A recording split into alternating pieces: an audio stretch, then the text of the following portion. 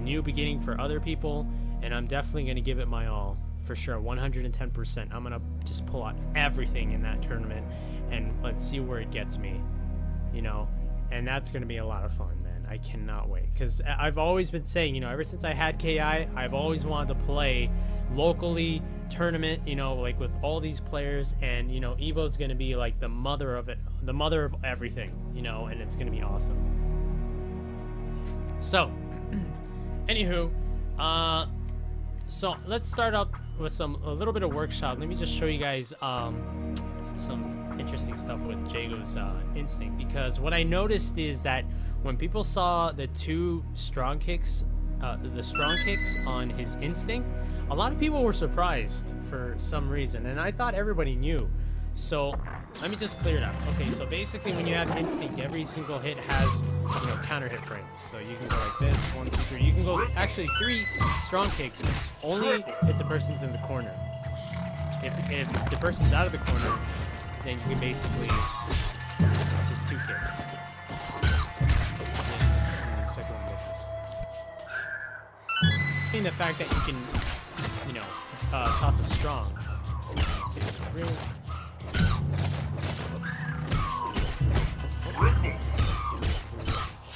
Dang it.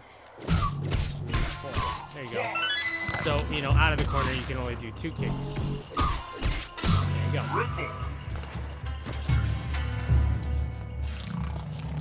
Yeah, so you can do some pretty interesting stuff. For instance, you can kind of do like, you know, again, you have to really watch out for your KV meter, because if you're going too much, you know, just look at exactly how much the KV meter is building.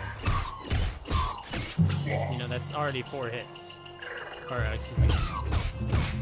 That's more than half of the KV meter. So it's like you have to end it, or excuse me, you have to put in, you know, manual, auto double, or at least a shadow to just get it going, you know?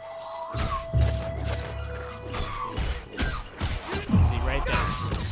It's already 84, you know what I mean? And the thing is, though, if you put a strong shadow in with it, it's...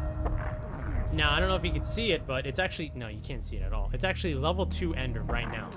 But the thing is, after building up so much damage... Well, not necessarily so much damage, but the shadow itself that's known for building a lot of Ender meter, just a couple of hits can actually add it up to a level 4 Ender. So, is it breakable? This right here? 3, 4? Oh, excuse me. 1, 2, 3, 4. That's not breakable, because it's all in open. Right after the shadow laser sword, if I do an ender, you can break it.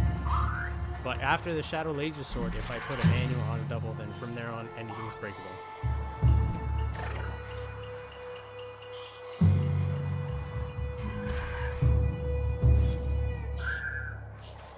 Let's give it a try again. 1, 2, 3, 4. Now, if you notice something here, check this out. Now, usually, you know, for Jagos, when they like to do like, you know, standing close, you know, this is probably like the easiest way to link, you know, link up something, right? Standing close fierce. A lot of people don't think, oh, you can't really combo this into anything. That's not true. If you have instinct, you can actually do that from far away. You have enough frames, so you can actually do a standing far fierce to kind of correct your mistake.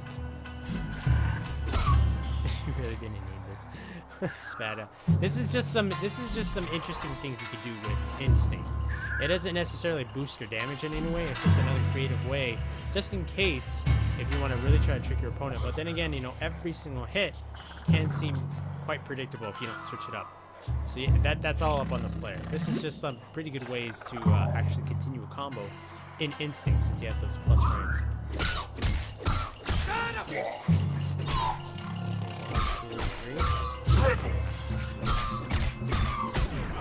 And then from here on out, you can actually connect the standing far fierce. Let me try it again.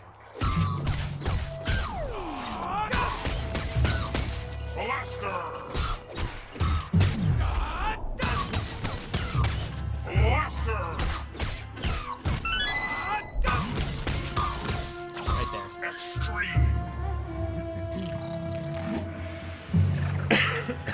Oh, excuse me.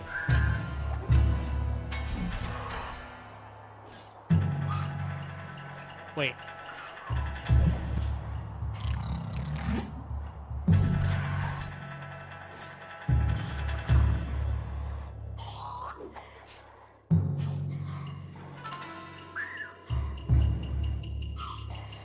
Alright, sorry about that, guys. Jago's offense is better than sabrewulf's. Jago's pressure is better than sabrewulf. I wouldn't base it off. Exactly what are you basing that off of, my god? Because if you're saying that that's that's how the matchup is, I would have to disagree with you. Because again, it's all up to the player. You can have any Jago or any kind of sabrewulf, but if they don't know how to apply the pressure, if they don't know how to be unique with it, then they're instantly, you know, they're not going to provide much to the table, and then they're going to be swallowed up by the other players' offense. You know what I mean? Sometimes just going full offensive is not even good in the first place, because you can get caught with your pants on and get counter hit by the other player, by another wolf, or by another Jago. You know what I mean?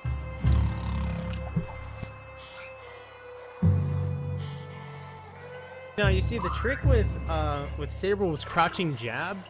It's not an easy normal to just simply hit him out of. It wouldn't be, you know, okay, now if you can imagine, you know, like a Sabrewulf, you know, just like, you know, doing crouching jabs, and, you know, any button from Jago, you could just press it and it'll just like counter hit every time, then that would really hurt Sabrewulf. Like, Sabrewulf would have one of the most toughest times, you know, to get around. That's why his crouching jab is really good and has really good length. You know, I should probably just pick the character. Just pick him up.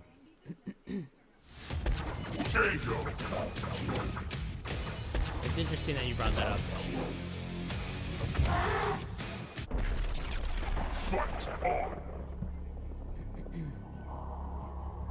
Okay, so anywho, okay, so let me. I think I'll just like spam it like 3 times. All right. All right. How about, yeah, just 3 jabs will be fine. Let me turn on the hitboxes really quick. Oops, crap. All right. 1, 2, 3. All right. Okay. So as you can see here, now first off, I want to talk about the proximity block. Okay, so for instance, this is definitely one special thing to look at, because the thing is, with the proximity block, when you're blocking, you can't move, right? You have to stay in place and block. But at the same time, when a Sabrewulf actually jabs, Sabrewulf is actually moving forward with you. So you're actually not gaining that much space. So for instance, you know, if you want to try to get away, you know, like, and you know, a wolf can easily switch it up, can either do a sweep or a strong and then confirm it into something else. You know, like there's you know, basically the no-brainer counter where, you know, you can just basically do, you know, use a special that has lower invincibility, right? You know, just like that, like a low wind kick, heavy. You know, it just yeah, that's like the no-brainer. A lot of characters in the game have that. But the thing is, everybody has to use it sparingly and wisely. Not everybody can use it at the same time. Not everybody can just, you know, close their eyes and just kind of, you know, bash it. You know what I mean? Because if that happens, then, you know, a smart wolf will just switch it up right on the dot. You know, they're not going to be like, okay, I'm just not going to go crouch and jab anymore. I'm just going to do something else, you know? And the thing is, I think it must be, you know, like, it's very similar to like a sweep. You know what I mean? Because, let's see if I can pause it in time. Well, anywho, yeah, well, you'll see the red box. Let me try and let No. Okay, but anyway, what I'm trying to say is it's as low profile as a sweep, basically. You know, with a lot of jabs, they're you know, it starts up like, you know, kind of like an upper body. Not so much like, you know, as a crouch and low kick, you know. And that's what's really unique about Wolf. It's like his jab actually has, you know, way more length and actually propels him a little bit forward to kind of gain that like small inch of a difference, you know. Let's see. But yeah, as I'm saying before, you know, you just have to be careful. You know, like you can do a lot of things with the jab, but the jab can do a lot of things to you. You know, it all depends on, you know, the timing. You know where you hit, where you get hit. You know, check this out. Like, see, well, of course I'm hitting him because he's getting propelled forward, but this is like barely hitting him, right? But sometimes this might actually not work. You know, just like that. I just attempted to hit him the moment he tried to hit me with the jab, and you know, he hit me out of it first. It wasn't a counter hit, it's just mine didn't reach.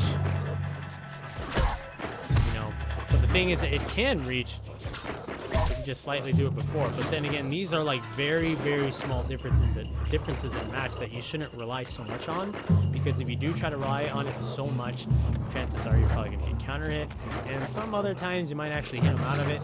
But you know, you want to stay more consistent than, you know, relying on something that you're hoping that it'll work. You know.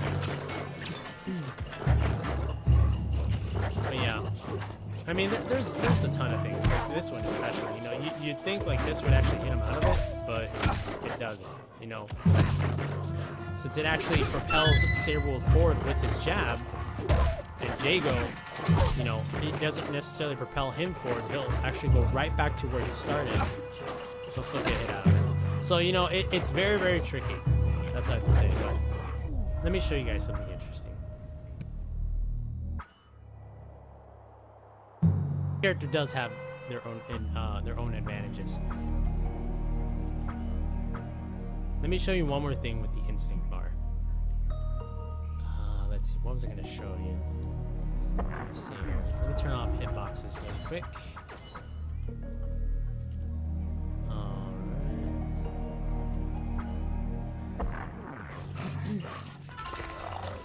Okay. Let's see. Now, remember when I mentioned about like...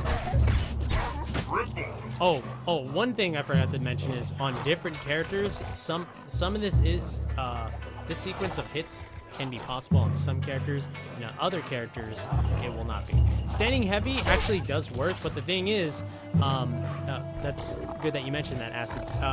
If you want, you try standing heavy to counter a jab, but the thing is, you know, a wolf most likely won't be doing a jab from far away.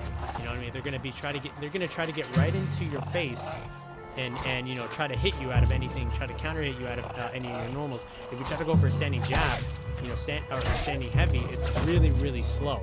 So you have to be careful. You don't want to just straight out do it. You know what I mean?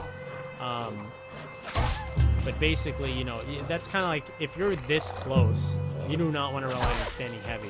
You want to rely on a standing strong because it's a lot faster. Or, you know, if you can know your spacing very well, you can go for a crouch and leg kick. So like right here, it'll hit. You know, it's probably, you know, the farthest distance. It's probably like Jago's, you know, most safe. I'll have to say like the less riskiest, the least risk. God, I can't even talk today. The sickness is affecting my brain, but it's probably it's a really, really great normal. It lowers the amount of risk that you have when throwing out normals here and there, and of course it does the least amount of damage. So.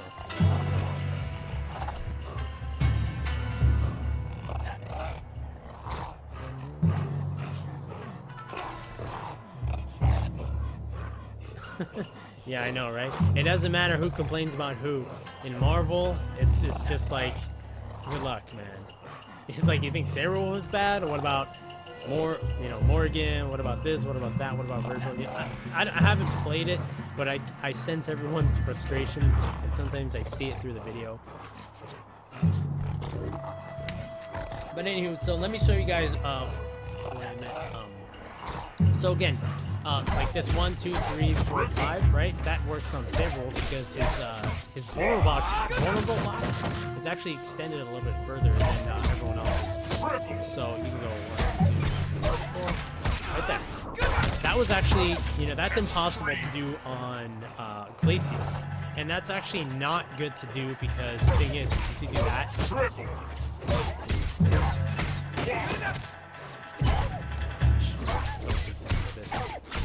Look at the ender meter. It's already 116. What am I going to end it? Ender? You know, that's not good because you can easily just break out of it. So it's not useful to do so many openers, you know, because if you do way too many, you won't have any room, you know, for real damage at the end. So you want to go for something little. You know, 44 is pretty good. It leaves a lot of room for a couple of other hits. But now check this out.